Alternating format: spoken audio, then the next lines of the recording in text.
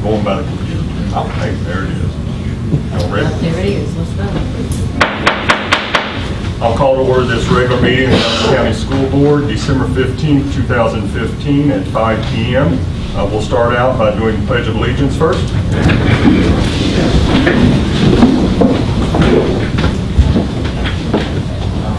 I pledge allegiance to the flag of the United States of America and to the republic for which it stands, one nation, under God, indivisible, with liberty and justice for all.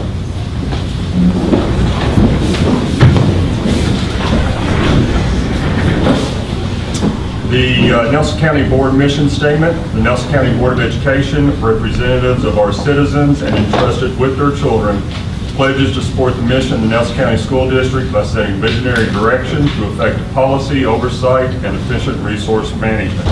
The district vision statement, quality education now, learning for life. Item number 2 on the agenda, any changes to the agenda? Not tonight. Okay. Moving on to item number 3, which is student and stakeholder engagement, and the first one, 3A, is student performance. We have some students here with Mr. Darrell Parks from Bloomfield Elementary School. So Mr. Parks, if you don't mind to do an introduction for us, we'll see who we have.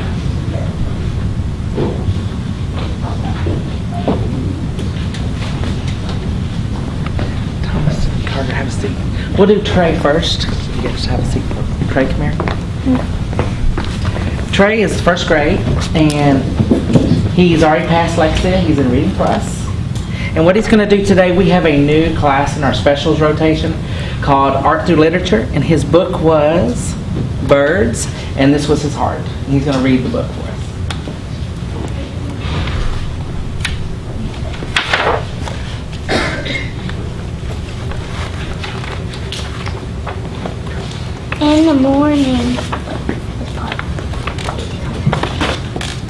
In the morning, I hear birds singing through the open window. Birds can be yellow or blue or brown or red or even green, I think. Sometimes they are so black that you can't see their eyes or their feathers, just their shapes. Birds can be big or little, or any size in between. Once I saw 7 birds on a telephone wire. They didn't move, and they didn't move, and they didn't move. I looked away for just a second, and they were gone. If birds made marks with their tail feathers when they flew, think what the sky would look like.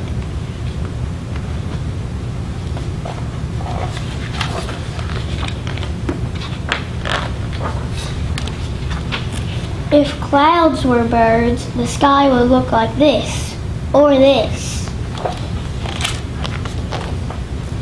Sometimes in winter, a bird in a tree looks like one red leaf left over.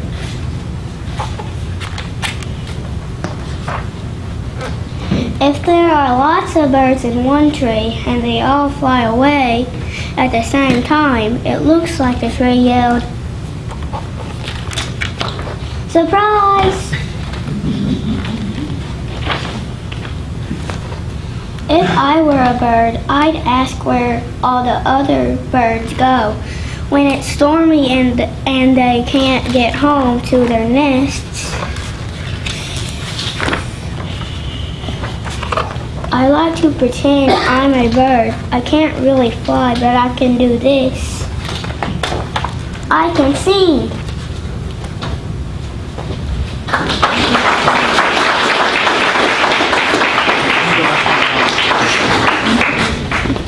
Our other group is from my drama class.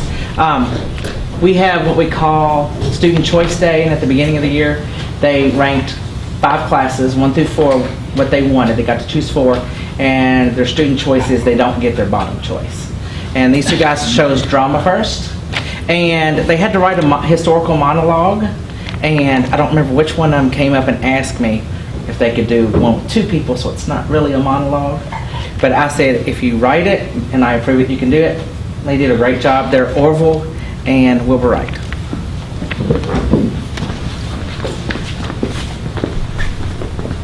I'm Wilbur.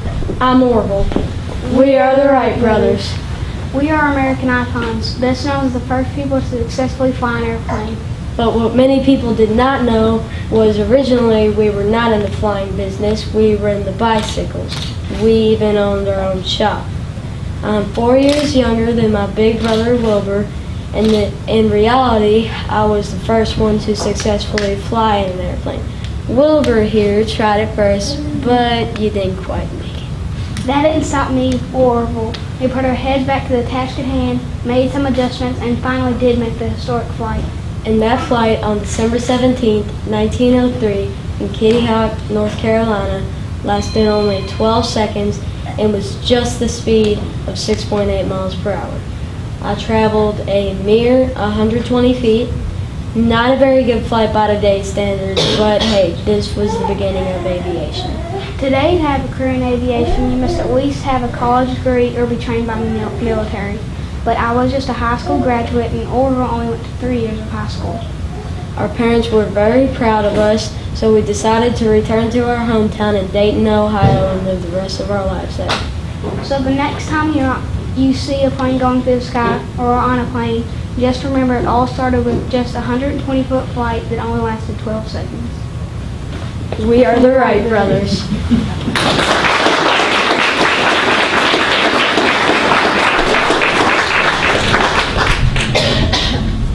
My fear is that Orville there hangs out with my son, and I'm kind of afraid what he might try and get my son into. No flying in the backyard, okay, Orville?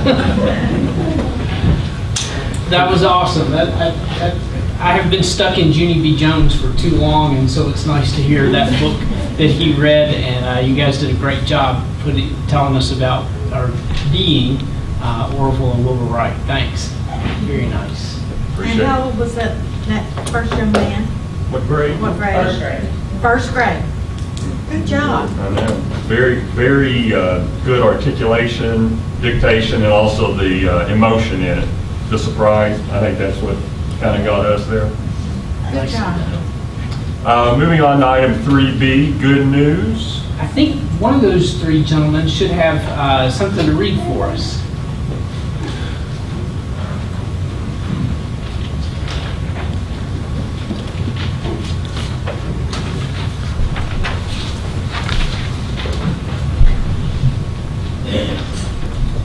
Bloomfield Elementary students are working hard on our reading and math growth. The school is excited to see so many students using the program and showing strong progress. The Bloomfield Middle School archery team placed 3rd in the recent tournament, and it's the first ever team placing for the BMS archery. Nick Harden continues to be the top man on many competitions. The BMS Sister Empowerment Group will be visiting the area nursing homes and delivering Christmas gifts on December 18th after school. The Boston School Pancakes and PJs Literacy Night was a huge success, serving over 100 students and their families. Cactus Creek Elementary School has seen great gains with students in reading and math this semester, especially the 4th grade students. The success comes from having high expectations, setting goals, and providing supports of intervention to target their specific needs. In the spirit of Christmas, the Foster Heights Elementary 3rd grade classes are participating in a Christmas project, donating gloves, scarves, and hats for children who need these items to keep warm this winter. On December 18th, Horizons Academy will have 6 seniors complete requirements to earn diplomas. Also, the Arts Humanities group will visit local nursing homes to spread some Christmas cheer by passing out ornaments they decorated. The Nelson County High School Air Force Junior ROTC exceeded standards in their headquarters evaluation. 2 cadets, Addie Spratt and Caitlin Hutchins, received top performer awards for their leadership and preparation of cadet and unit operations, as well as the unit mission briefing. The New Haven School hosted a Christmas dinner for students and the grandparents, as well as the local Senior Citizen Center on December 9th. Over over 100 guests attended, eating and spreading cheer for the holiday season. The Old Kentucky Home Beta Club was named a National School of Distinction for the 2015-2016 school year by the National Beta Club Organization. The award recognizes club growth and student ability to maintain academic achievement and service contribution. Thomas Nelson High School senior Ashley Ritchie finished her high school soccer career as the leading scorer in the state of Kentucky with 199 goals and a 4.0 grade point average.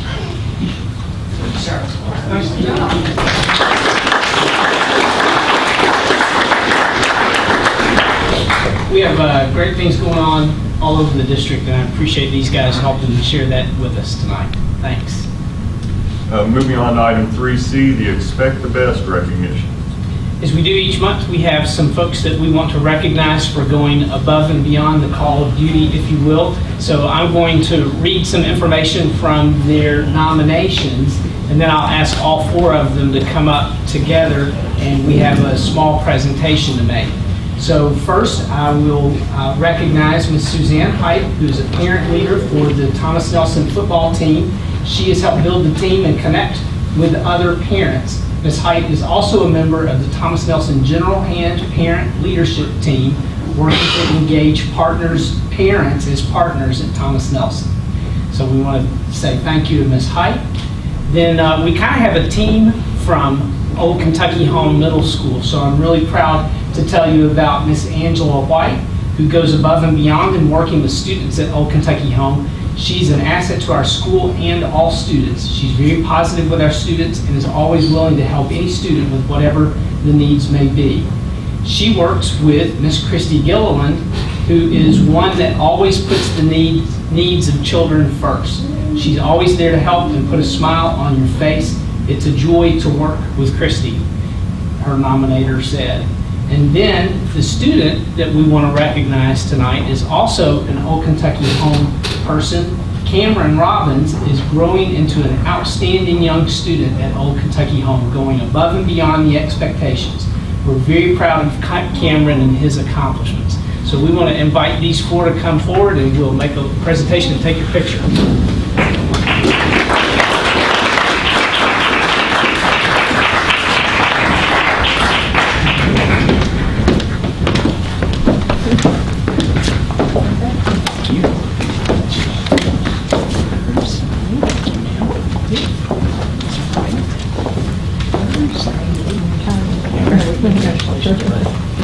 No, y'all get to come over this way.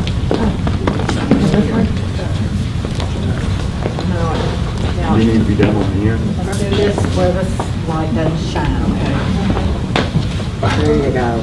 Okay, okay. You got to tilt it forward a That's my little. job, is to tell you so the light will glow. Oh, okay. You think I have this everyone? Yeah, I think so. That's her one. It's my, yeah, it's my home. It's in her job. That's okay. That works. That'll work. Right here, buddy. That's your spot. Good.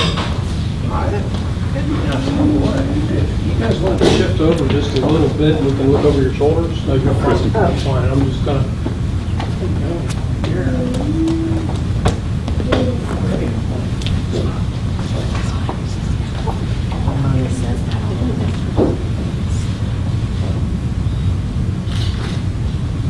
All right.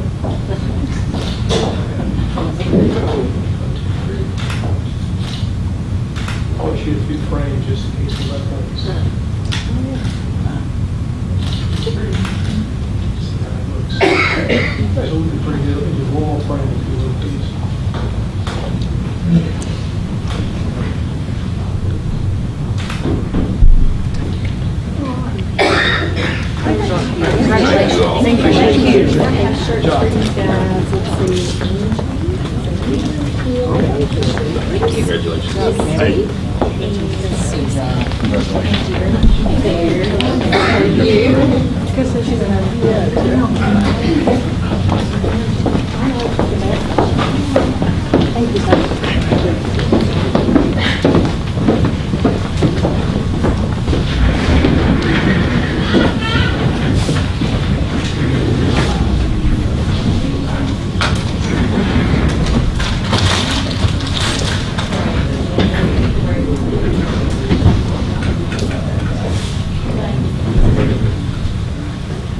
As always, we appreciate if folks would like to stay around, that we're part of the Expect the Best recognition, but we also realize, especially for Cameron, tomorrow being a school day, don't know if you got homework tonight or anything, bud, but if you all need to, feel free to go on and slip on out and head home if that's what you need to do. Moving on to item 4 on the operations consent agenda.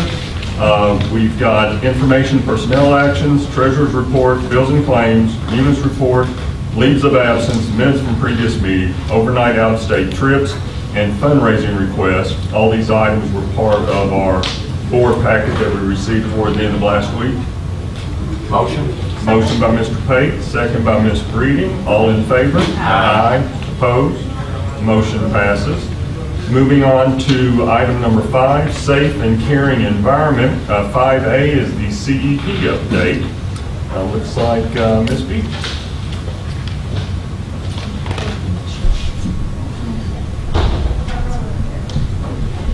This is scary. I actually get to use some equipment tonight. Okay, so I'm just here to do an update, let you guys know the success, and it is a success, at our CEP schools. We discussed when we were deciding if we were going to do this, what would be our goal? What type of participation would we need to be successful? At the time, we said we needed about a 10% increase in our participation to be successful. I'm excited that the overall is 7% right now.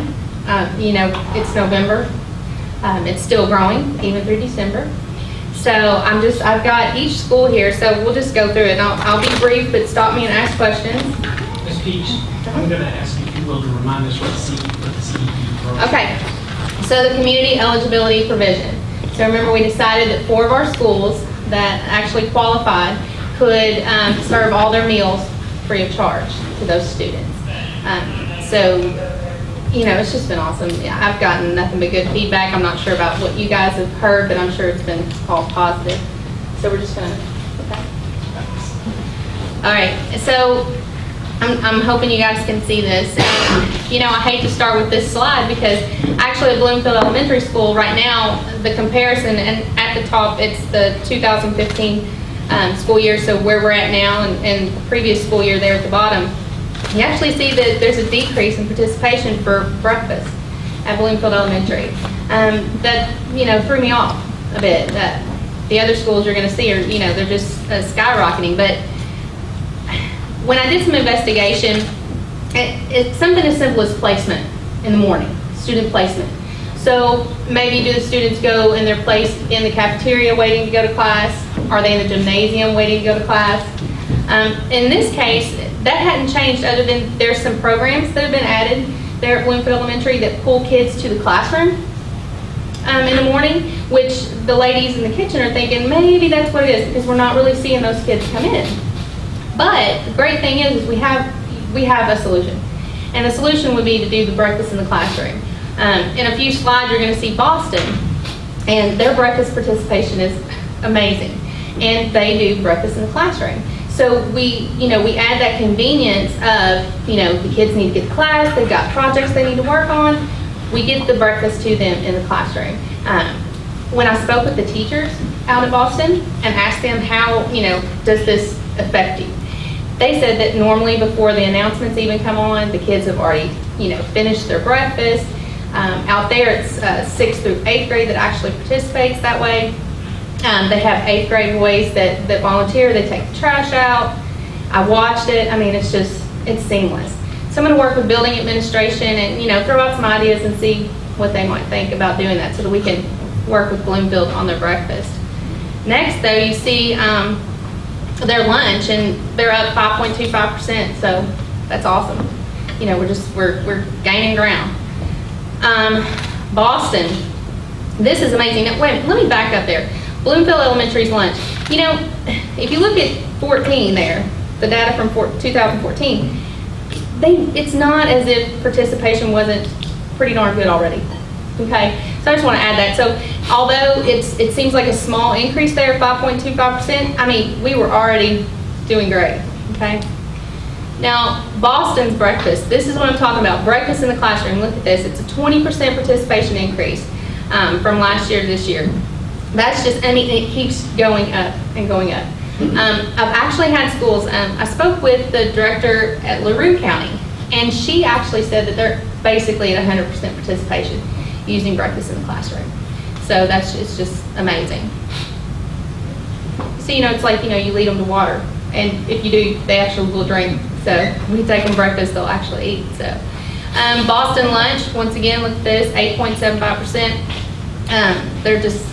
Boston's really going above and beyond. New Haven, look at breakfast there, 11.5% increase. So once again, there's nothing we can complain about here. New Haven lunch, it's up 4.25%. New Haven, once again, has always had great participation at lunch. Okay, so I'm not disappointed in that smaller figure. Horizon, a 9% increase. Horizon has always been a challenge for us. It's a satellite site. So when you get that situation where it's sort of catered in and it's not the ideal situation with the serving line and things like that, you do struggle to get participation where it needs to be in those places. I was very excited to see that increase there, 9% for breakfast. Lunch, 3.5%. Once again, pretty good participation there, but we're going to work on that. It could definitely be better. I think that's the last slide. Yeah, that was it. Do you guys want me to go back to any of them? You want to focus on anything I spoke about? I do want to say, I want to hope you guys feel good that feel like we've made a good decision. October data was preliminary data that sort of gives me a forecast of where we're going to be in April with final data that will decide can we expand this program to other schools in the district. On a positive note, I've actually seen sort of a decline in schools' percentages of families that are receiving benefits, that's a positive. That means the economy, maybe we're picking up just a little bit. But once again, we won't decide anything until April. Remember that these schools are on board for 4 years based on the data from previous year. So whether they decline and those percentages go down on directly certified students, we're okay. We sit where we sat in our beginning year. I'm wanting to really, expand the program, but we do what we have to do to make sure that we're able to provide what we can to all the schools, regardless of CEP or not. So, any questions? I mean, it looks like a positive start. And It is. the Bloomfield Elementary breakfast, it sounds like there's some thoughts on the way to try out some different ideas there, and maybe we can learn from what New Haven or Boston have experienced there with that breakfast piece. Right, and I think that's going to be key. That breakfast in the classroom, it makes an amazing difference. Thank you, Ms. B. Thank you. Let's see, moving on to item 6, efficient resource management, and 6A is Thomas Nelson High School Phase 3 construction documents.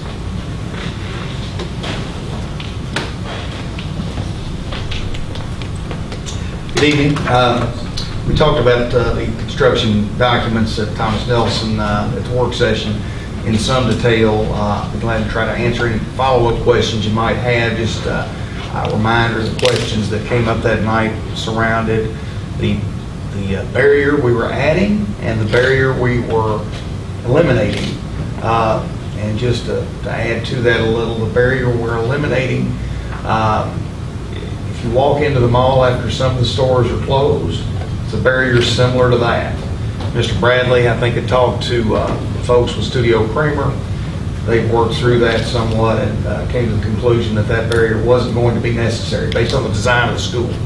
The barrier we are adding is in the back right corner as you walk in the cafeteria. The ceiling's taller back there. That's going to be the staging area for folks that might be in a play. And I think, Stephen, we're talking about a floor-to-ceiling curtain. That's the description of those two pieces. If you choose to approve the construction documents tonight, we expect early to mid-February we'll be bidding that project, receiving bids, and bringing to you the results of those bids at the regular February board meeting. I'll also add, while I'm here thinking about it, tomorrow the bids for the Early Learning Center hit the street, They are due back in on January 12th, and we'll be bringing those recommendations or those bids to you at the regular January board meeting for action that night. So we'll have a couple of exciting meetings coming up January and February for those dealing with those two construction projects. One other thing, while we're talking about facilities, I'm going to take advantage of the opportunity to mention, I think it was today, either yesterday or today, talking about facilities and the work that we've done, you've authorized and has gone on in the district. KSBA came out with energy efficiency rankings. Have you all seen that? And just for the record, there's 173 school districts in Kentucky, and Nelson County is third of those 173. I think it's Butler County and Owen County that still are ahead of us, and we're going to work on that. That's our next project. One of our next projects. We're going to see if we can improve upon that third ranking. But that's something to be proud of, I think, for decisions you all have made, work that's gone on in the district by our staff, but also by our partners, the CMTA and Studio Kramer. So it's good news all the way around, I think. Any questions you have about the construction documents? I'll just add on to that piece there too, BCD. Absolutely. And what they've done as far as partnering with us whenever it came to renovations and construction. And I know whether it's Studio Kramer or CMTA or BCD and the ideas that they brought to us and some of the things that we've implemented have really been the key behind that number 3 ranking.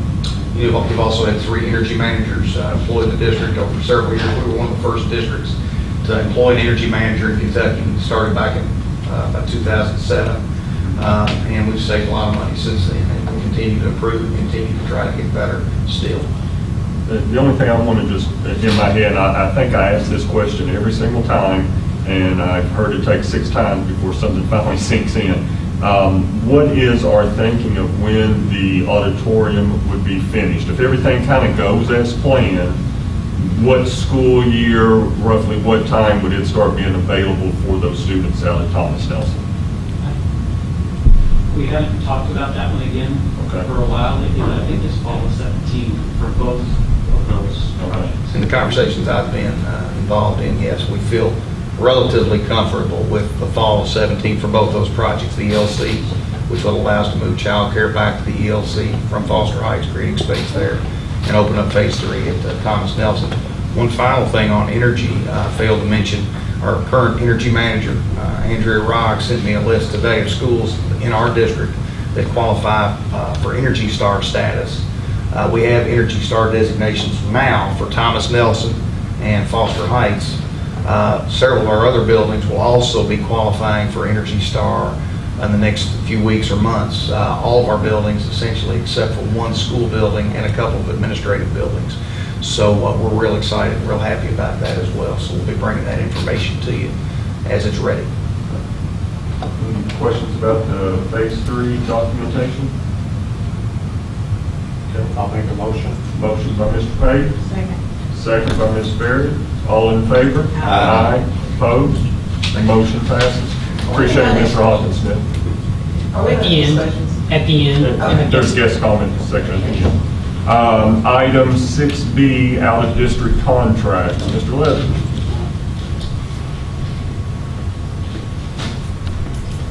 Good evening, everybody. It's that time of the year for holiday cheer and reciprocity agreements. Based on what we signed last year, we put together a list of the same schools for us to sign agreements. You have 2 sets of agreements, one to be signed, or both to be signed, one for us to keep and one to send on to that particular school if you so choose to approve. And on all of these, I think we'll find some of them are either students that may be coming to us for whatever reason.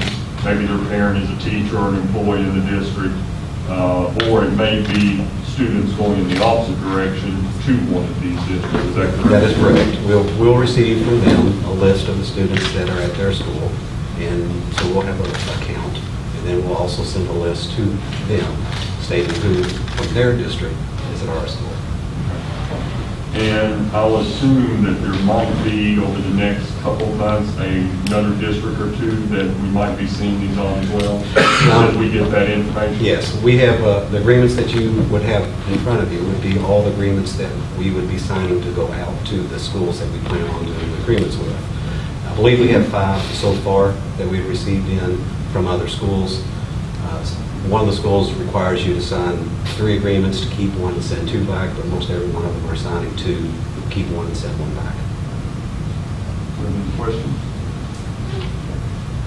Motion? Motion by Mr. Norman. Second by Ms. Breeding. All in favor? Aye. Opposed? Motion passes. Appreciate it, Mr. Lewis. Thank you, sir. Moving on to item number 7, college and career readiness. 7A, comprehensive district improvement plan. Good evening. I'm here to share a little bit about the documents you received earlier this week about the improvement plan. First of all, the CDIP, as we call it, the district improvement plan, consists of several different forms and documents, and I believe you've received all of those. A couple of those may be, we have goals and plans, which we're going to talk about in detail here in just a few minutes, but also the assurance page, where you give us permission for funding for the different programs that we're doing. There's also a needs assessment and an equity piece, and all of those are diagnostics where we answer questions about what we're doing as a district that feed in and help drive what we're going to do for our overall goals and activities. You're going to see here that we're talking about specific goals in certain areas. If you'll notice in red over to the side, each goal has to line up with a certain item, I guess you might say, that's required by KDE. And the first one is the achievement category. And these goals were shown to you in November, but basically we're asking to increase the combined reading and math proficiency rates in elementary from 50.7 to 56.9. Middle school reading and math from 48.5 to 55.4, I can't read that. And high school reading and math from 49.2 to 51.2 by 2016. And you can see how we're going to increase that. And then we've listed several different activities. I'm not going to go into detail about the activities unless you have questions about them. But basically we have elementary activities, we have district-wide activities, and then we have high school and middle school, depending on the assessments and things of how we're going to measure that. Also, we're going to talk a little bit about GAP. If you'll look at the next screen, that's the next category. In our non-duplicated GAP group, the combined reading and math proficiency performance for elementary is 41.6 to 48.9.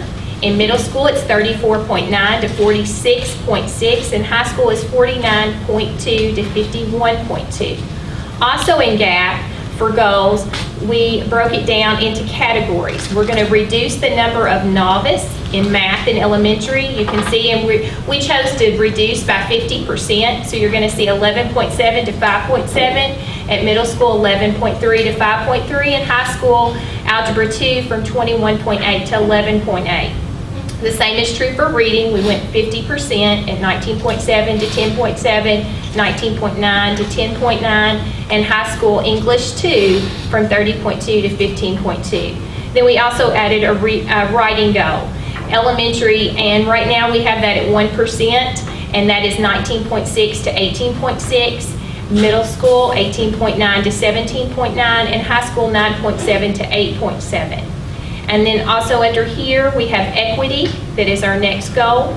Equity is to ensure the equitable distribution of teachers throughout the district for all students, and we have several activities listed there, and we'll be working with the Human Resource Department to do those. We go on to our next category, which is PGES, which basically is the teacher evaluation. And we're going to increase the percentage of effective teachers in our district to 85% by 2016. The other category we have is the VALED, which is the survey that sort of replaced the TEL survey that talks about leadership. And our district has identified specific strategies to address areas of improvement identified through the VALED survey results. And we're going to increase and demonstrate proficiency as overall school leadership. If you look at the next area is kindergarten readiness. We're going to increase kindergarten readiness in all students from 47% in 2015 to 52% in 2016.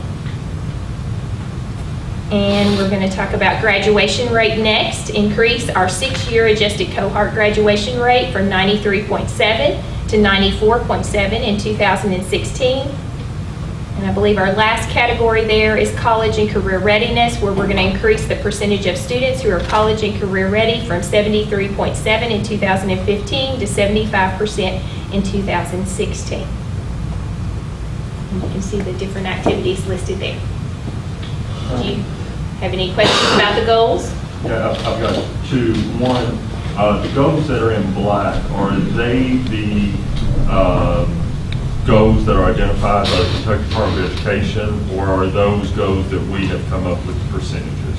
We've come up with the percentages. Sometimes they give us guidelines, like our novice percentage, they give us guidelines to what we need to do. Like by 2018, I believe it is, that we have to reduce about 50% of our novice.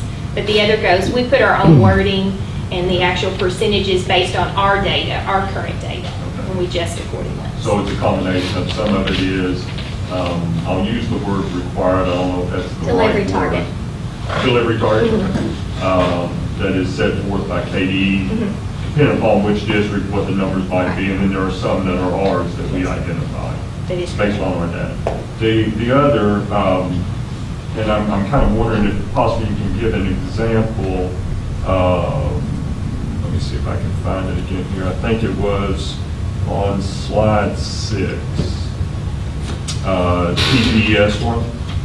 Increase the percentage of effective teachers to 85% by 2016.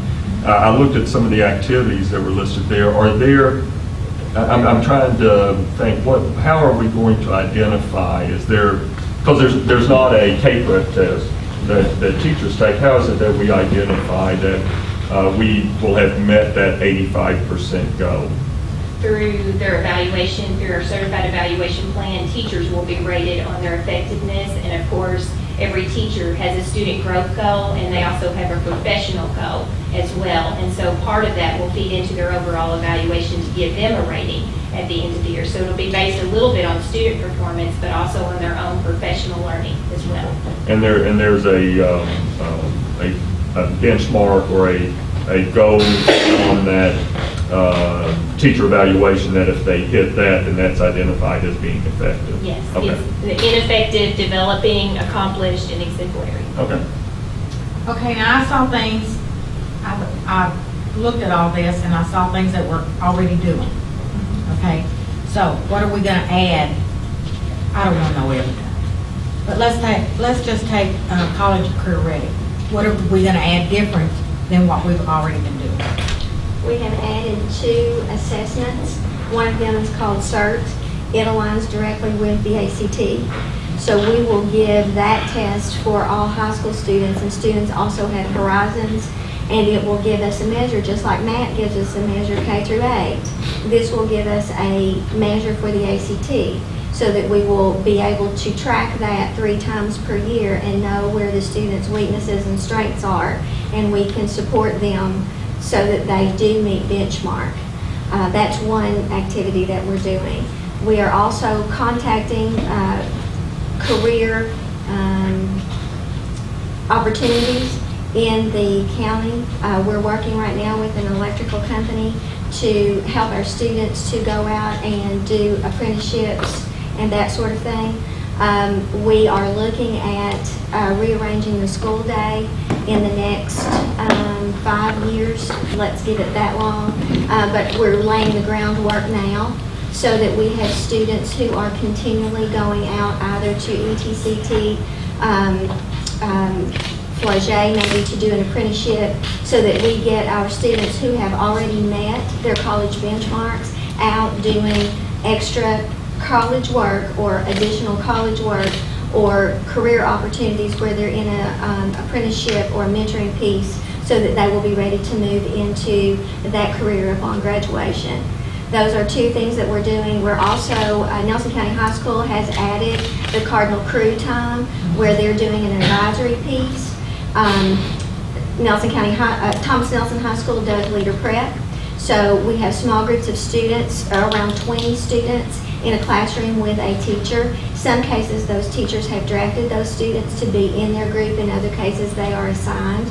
but they are their mentor for that year or for 4 years. We're looking at looping that to have one advisor, similar to what you have in college, where you have one advisor that you start with at your freshman year, and they are there for you, and you have that steady, positive feedback and support, so that that student has an advocate all the time at the school. So we're looking at that, but where I was going with that is they will be goal setting with that student on these various assessments. When we get the CERT data back, they will go directly to that and say, okay, here's where we have some issues here, here's where you need some support, refer them to ESS in the afternoon or in the morning, during the day, extra intervention time, so that we get their needs met.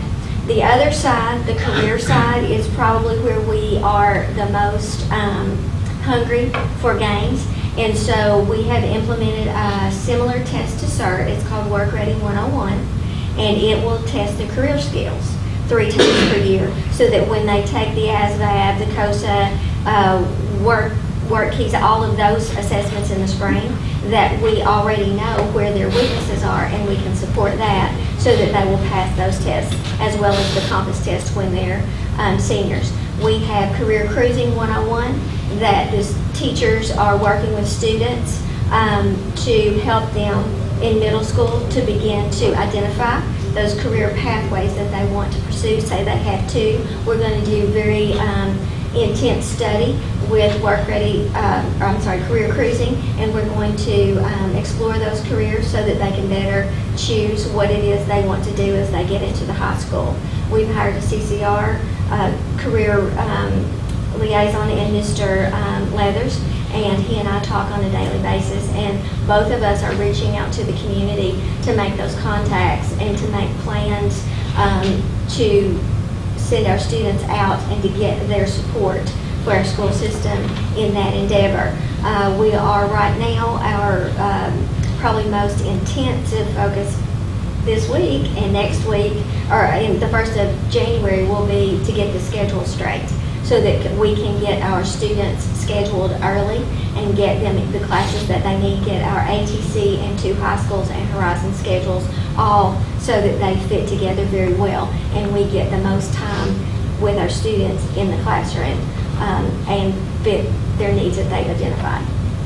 Okay, the reason why I ask is I watch KT, and that's the big move on KT right now. And I know a lot of people don't like Terry Miners, but that's one thing that he pushed. He made mention of that the school, finally, Jefferson County had realized how important CCR is. And I thought that was coming out of him. I thought something's making an impression on him. But I don't want people to think we're just putting this down just to hear words put on here. That's why I asked that, because something needs to be added each year in order for it to work better or work more smoothly or whatever you want to call it. But I like that. I agree with you 100%. That's the piece that we've got to go after with the most excitement, is the career ready piece. Our schools have done a marvelous job with college readiness. We're not where we want to be, but we've come a long way in the last 2 years, and the career piece is what we've got to get in line. But we're on it every day. Great. We've also got the advantage, and I see him saying in the back, Mr. Brewer, and the work that he's doing over at the Area Technology Center. I think we've got a great partner in him, and how he's reaching out to both of our high schools, and I'll also assume probably the Bardstown City Schools as well. We're having some really good discussions, and everybody's at the table to make the decisions, and that always is the best way. Yeah. Well, it's only going to help it's only going to help students. I mean, that's what we're here for. It's going to help employers too. Yes. Okay, thank you very much. So, are there other questions on the Consolidated District Improvement Plan? I think it's good. Okay, so then we would need a motion to approve this. Motion by Mr. Pate. Second. Second by Ms. Breeding. All in favor? Aye. Opposed? Motion passes. Appreciate all of your all's hard work on leading this effort. Thank you. Moving on to item 8, student and stakeholder engagement. 8A is the 2016-17 school calendar. So this is next school year. Members of the board, you have a decision paper before you requesting the approval of the 2016-2017 calendar we discussed in the board working session. Just a brief review, we were able to keep those dates. It's very similar to the previous year's calendar with our spring break, fall break, and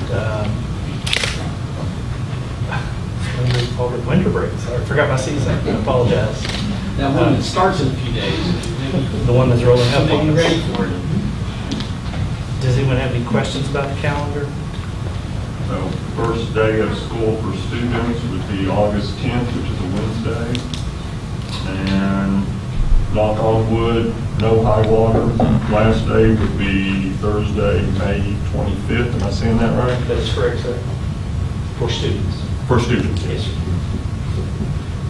And it looks like we've got scattered throughout some staff work days, which I think we started doing a couple years ago at your request, that allows staff to work at different times throughout the year on key items that are occurring at that time of the year. Yes, sir. Any questions? It's better than what it used. I just think the second week of August, it's just early for me. You don't like August 10th? I like it better than it was. I do too. I wish it was like that when my kids were in school. That's what I'm saying. I never liked it the first week. I thought it was a little much, but I can live with it. Yeah. Okay. I make a motion. Motion by Ms. Berry. Second. Which one? Go ahead.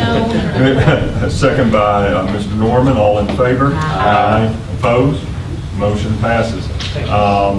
So this is, again, 2016-17 school year, and this allows the local community, especially those in January, that seniority vacation choosing that happens in a lot of our local industries. So. We'll have that up on the website tomorrow so that people can start making those plans. Good deal. Good deal. Item 8B, which is the 2016 board calendar. I think this one's my turn. It's your turn. So we took feedback from the work session and made a couple of adjustments to this calendar.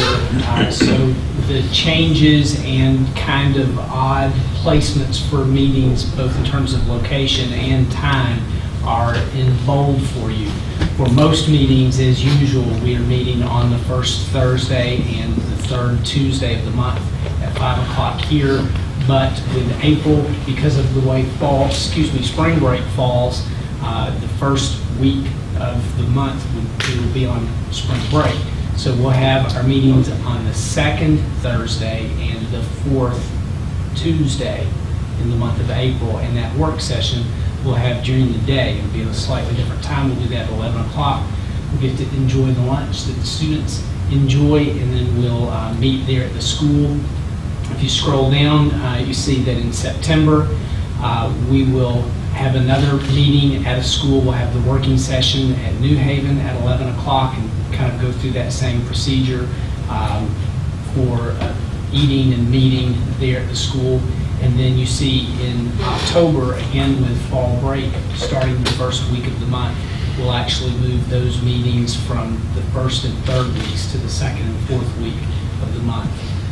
Then finally, on December, we'll have the work session on December 1st, and we'll have that meeting actually at 2 o'clock over at Old Kentucky Home Middle School, because that'll give us an opportunity to go to the chamber luncheon that Thursday at lunch. So we'll have lunch with the chamber, then we'll go to OKH and have a chance to have our meeting there. And then we'll follow up. This is kind of a quick turnaround. Instead of the third Tuesday, we'll have that December regular session on the second Tuesday, so that we are able to conduct that meeting before we go to board break. That allows us to go to the parade too, right? Yes, sir. I think that gets us to the parade. Yes, it does, because we'll start the meeting at 2. As long as the chair can get it over by the time the parade. Yes. Oh, I can't wait. It's a team effort. It's a team effort. And I know that, does this seem to work out as far as your own schedules as well? I can make arrangements. Appreciate you I guys. just had to go to school, so Yeah. I really enjoy that. That'll be That'll be good. That is one thing that is always nice to see what's going on in the classrooms, because a lot of times we may get there a little bit early and we kind of roam around a little bit and see the instruction going on, as well as interact with the staff at the school as well. Then I need a motion. Motion. Motion by Mr. Norman. Second. Second by Mr. Pate. All in favor? Aye. Opposed? Motion passes. Moving on to item 8C, guest comments, guest comment policy. Any person wishing to address the board may do so by following these rules. Individuals representing themselves are limited to 3 minutes. Individuals representing a group are limited to 5 minutes. Please step up to the microphone, state your name and address, and if you represent a group, state the name of the group you are representing.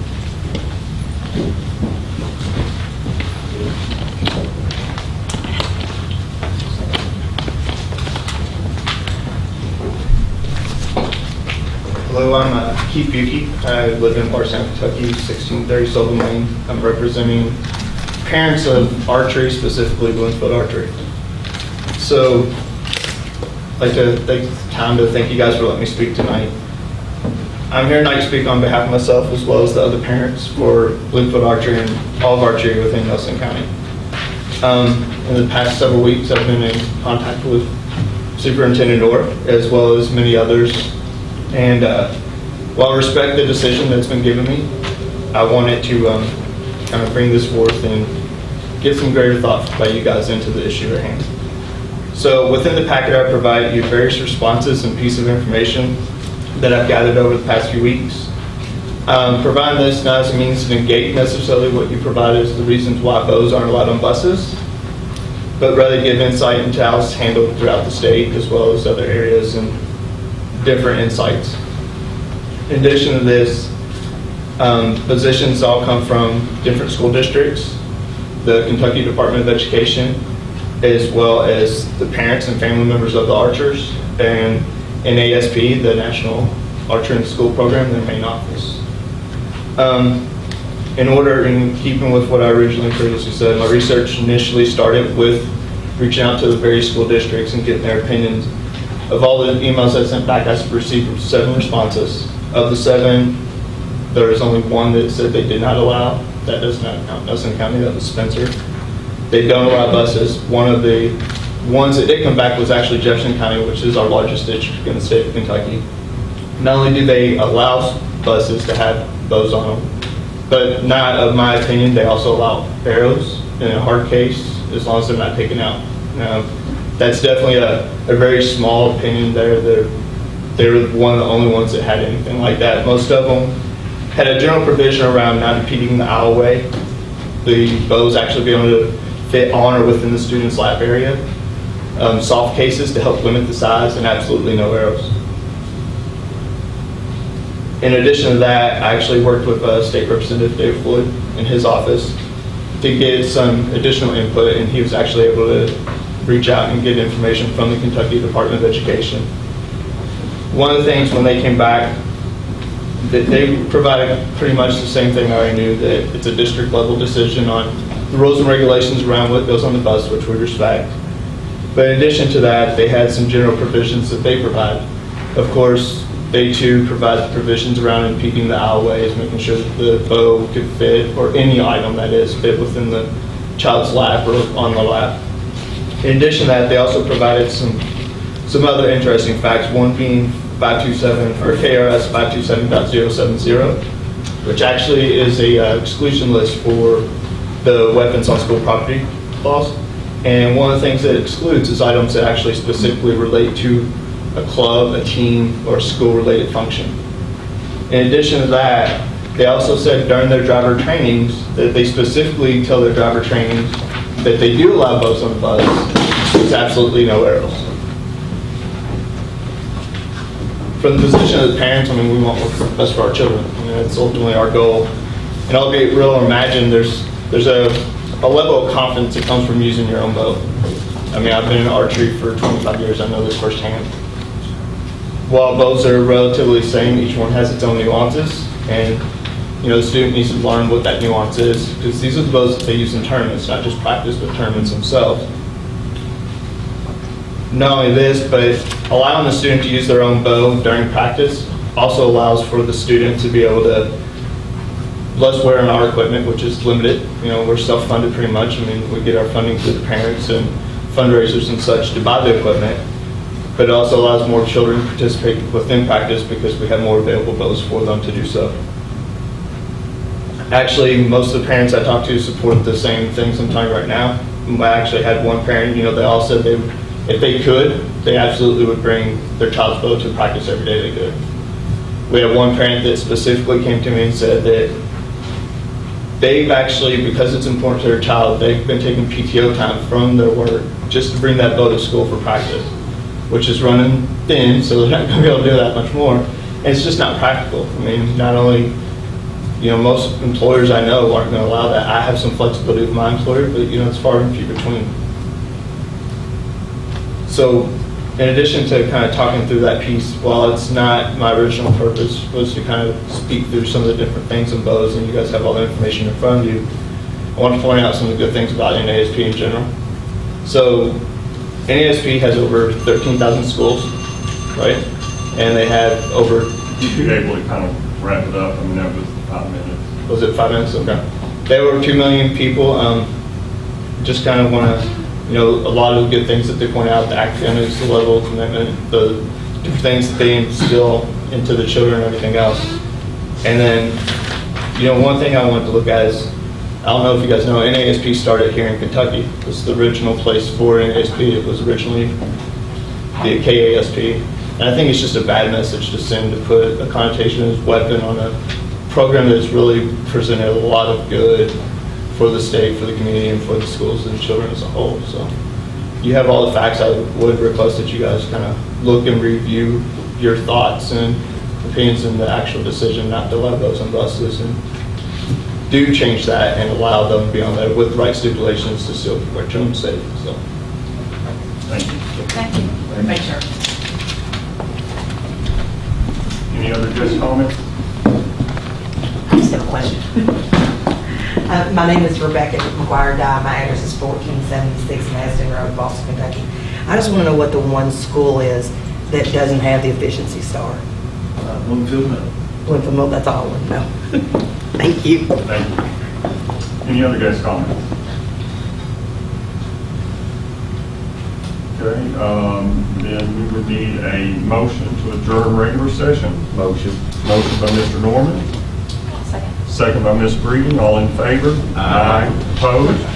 Motion passes. We'll also need a motion to convene an executive session per KRS 61.810 sub 1 sub F for superintendent formative evaluation. Motion. Motion by Mr. Pate. Second. Second by Ms. Berry. All in favor? Aye. Motion passed, or opposed? Motion passes.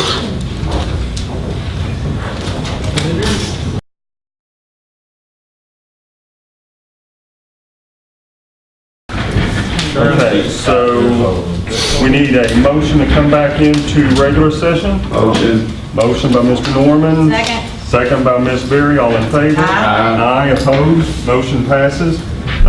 During executive session, the superintendent's formative evaluation was discussed. The performance scores and levels are as follows. Standard 1, strategic leadership, accomplished. Standard 2, instructional leadership, accomplished.